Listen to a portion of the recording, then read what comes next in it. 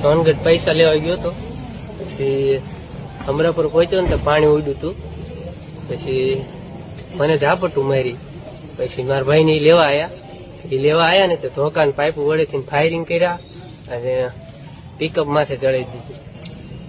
સોનગઢ કોની પાસે પૈસા લેવા ગયા? ફોન કરી મારા માસા બા.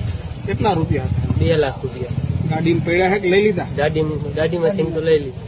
પૈસા લઈ લીધા. કેટલાક ફાયરિંગ થયા? ફાયરિંગ તો 7-8 જેવા થયા હતા. કોણ હતું સામે કઈ ખબર? આમનો મુનો દેવો. કયું ગામ? મુનો દેવો છે ને, મુના દેવા. કયું ગામ? અમરાપુર. એ કેટલા જણા હતા? એ તો 13